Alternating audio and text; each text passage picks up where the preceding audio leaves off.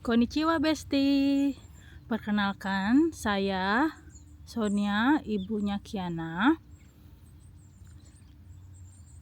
Pertama-tama saya mau share kehidupan saya selama di Jepang. Saya di Jepang itu sudah 1 tahun lebih. Saya berasal dari Bali.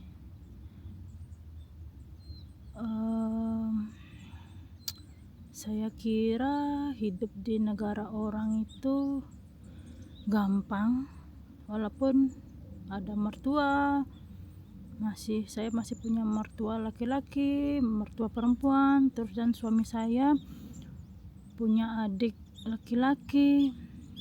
Ternyata hidup di negara orang itu tidak mudah. Banyak hal selama 1 tahun ini saya lewati,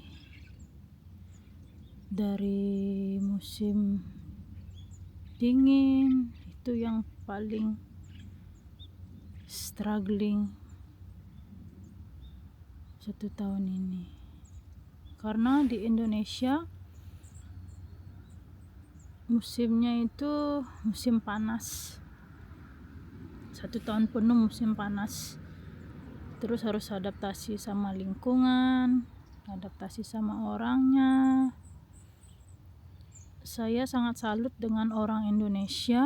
Orang Indonesia itu dia di mana-mana ramah sama orang, beda sama orang Jepang.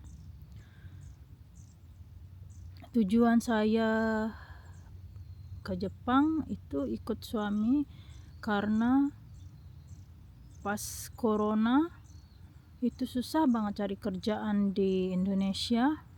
Jadi kita memutuskan untuk pindah dari Bali ke Jepang bersama anak saya. Sekarang anak saya umurnya 4 tahun. Sekarang dia sudah sekolah TK. Terus awal-awalnya memang berat. Saya mau sedikit cerita story tentang kehidupan saya. Saya punya anak 1, yaitu namanya Kiana, dan suami saya itu namanya Rio.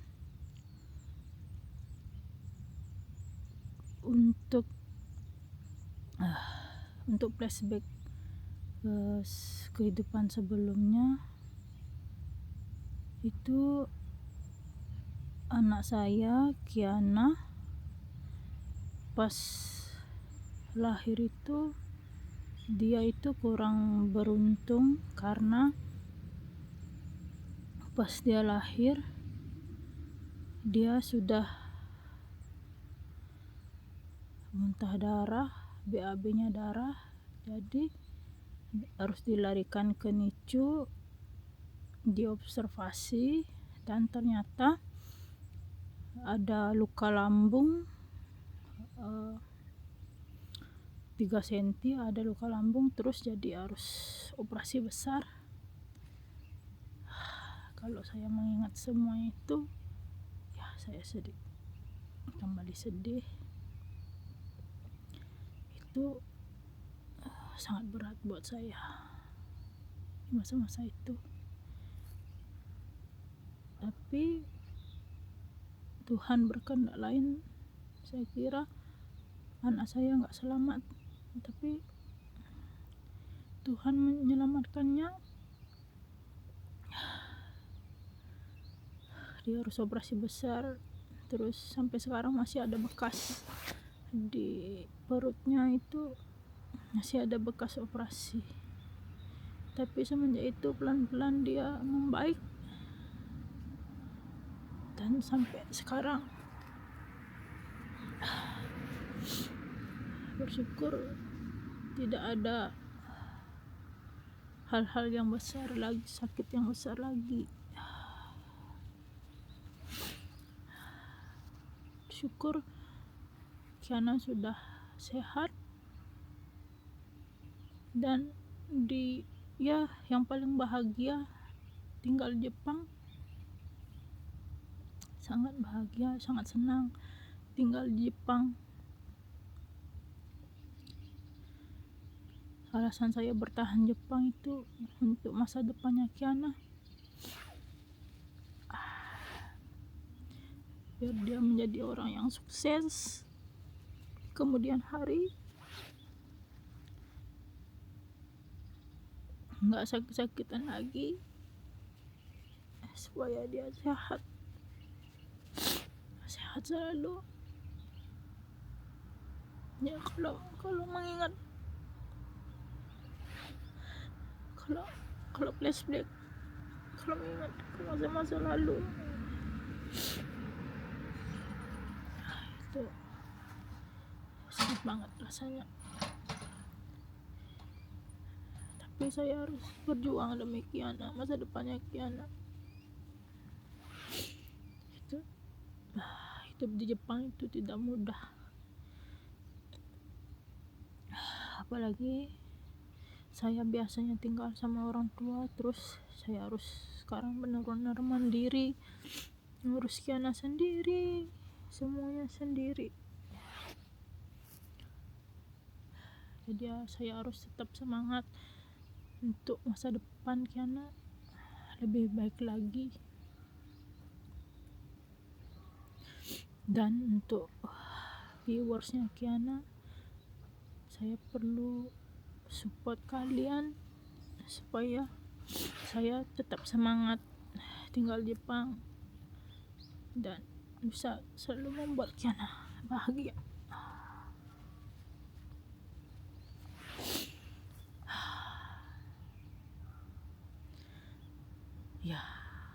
Ya 3 minggu yang lalu juga saya terkena cacar air. Itu berat juga. 3 minggu yang lalu nggak boleh sentuh Kiana, harus diam di rumah, nggak boleh kemana-mana, kayak isolasi mandiri di rumah. Terus susah banget, nggak boleh peluk Kiana, nggak boleh sentuh Kiana. Jadi saya harus ngurus Kiana, harus tetap pakai masker, pakai mandiin Kiana itu pakai selop tangan. Ya, tapi bersyukur saya bisa lalui semuanya itu. Dan ternyata vaksin dasar dari lahir sampai umur 2 tahun itu ternyata nggak ada vaksin cacar air untuk anak. Itu adalah tambahan. Kalau mau vaksin cacar air itu harus bayar gitu, harus vaksin tambahan. Saya baru tahu setelah saya cacar air dan saya cek semua histori vaksinnya Kiana, ternyata Kiana belum disuntik vaksin cacar air.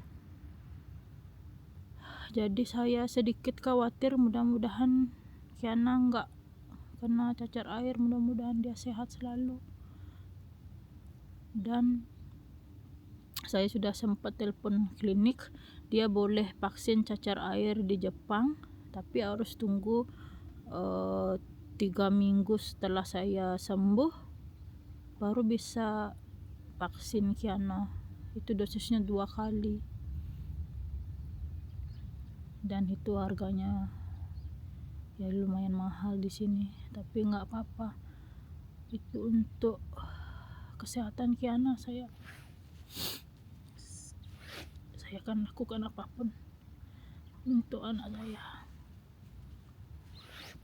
Sekarang saya sudah sehat dari cacar air, tapi bekasnya masih banyak di muka, di tangan, di badan, di kaki ya. Tapi saya tetap bersyukur apapun yang terjadi dalam hidup ini pasti ada hikmahnya, pasti ada sesuatu yang baik. Gak selalu kesedihan, pasti ada kebahagiaan di balik semuanya itu. Jadi melalui YouTube channel ini saya mau lebih dekat dengan kalian. Kita saling support, orang-orang yang tinggal di luar negeri saling support melalui Kiana Cute YouTube channel ini. Dan untuk pekerjaan suami saya, sekarang suami saya kerja di taksi, itu kerjanya kerja malam, itu juga menjadi perjuangan buat saya karena ditinggal terus. Setiap malam saya tidur sama Kiana saja, itu merasa sepi. Biasanya di Indonesia itu banyak orang di rumah, tapi sekarang saya berdua aja sama Kiana. Itu ya pelan-pelan saya belajar untuk mandiri, belajar untuk semangat menjalani hidup di Jepang. Walaupun di Jepang hidupnya perlu perjuangan, tapi untuk Kiana dan untuk hidup keluarga kami, saya harus tetap semangat.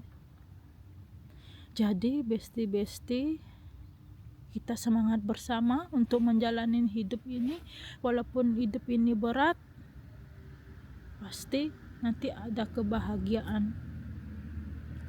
Jadi melalui YouTube channel ini, Kiana Cute, saya akan membagikan vlog seharian, jalan-jalan, curhatan, main-main, cerita-cerita perjuangan selama di Jepang.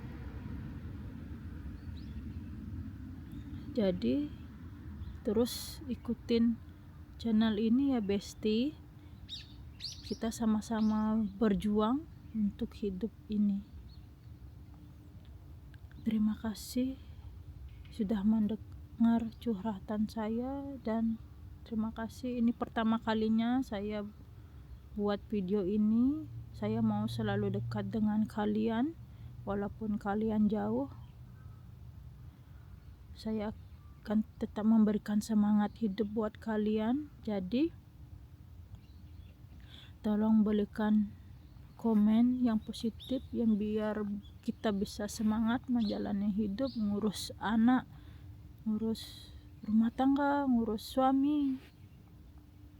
Jadi kita semangat ya besti. Terima kasih sudah mendengarkan ini, dan sampai jumpa di video berikutnya. Terima kasih, dadah.